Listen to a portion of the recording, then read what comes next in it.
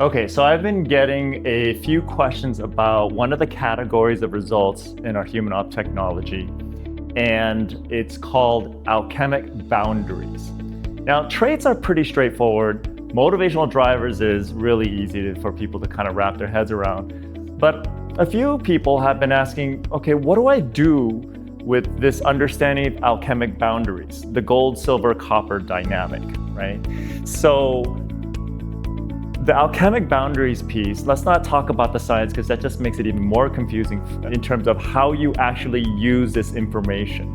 Alchemic refinement defines our ability to get along or adapt or stay optimized when it comes to people, places, and things. Our compatibility component with people, places, and things, okay? To put it simply, there are some of us that can go roughing it, okay, that's what we call it, and that they could do it for days, weeks, months with no energetic drain. Now, some of you who have a different level of refinement, just thinking about roughing it will make you tired. That's how you know your level of refinement, alchemic refinement, isn't compatible with that dynamic, okay?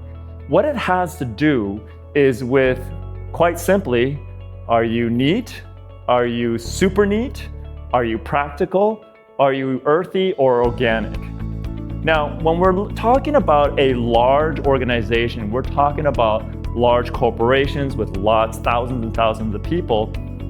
In order for any organization of that magnitude to be successful, you actually do need representation. People who have alchemic refinements in all three categories. Actually, there's middle categories as well, like gold, silver, silver, gold, and everything like that. If you look at your results from HumanOp results, you can see what that is.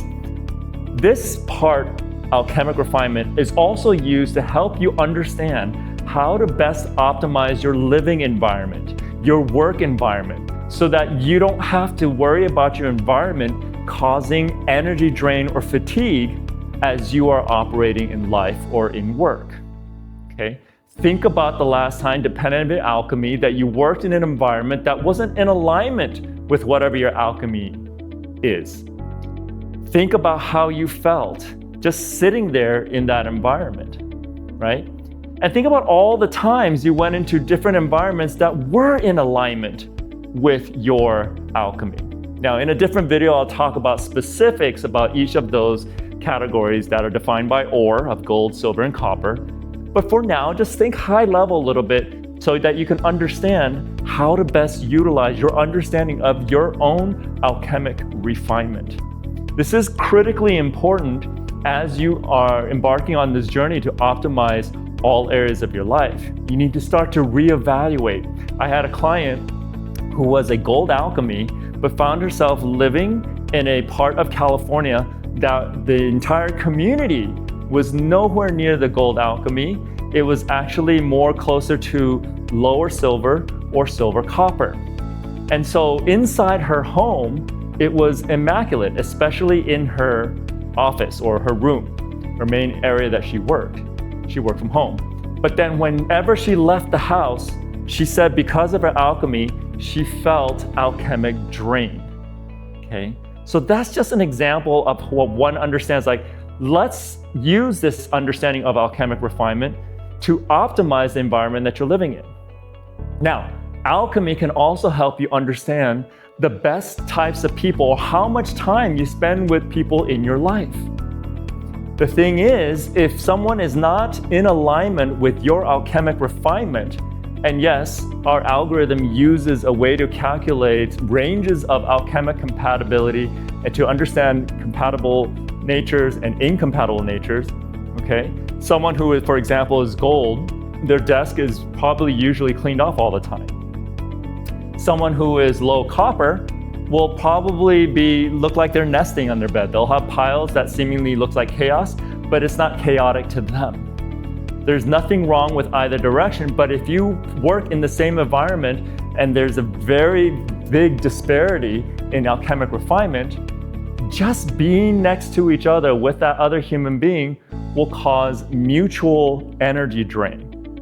This is where nonsensical arguments come from, because human beings, without understanding this alchemic refinement, will find a reason or make meaning of that discomfort due to that alchemic drain, that less than optimal feeling, and then will consciously look for something to blame, maybe, or to utilize or identify as the cause and the reason why they don't feel so good.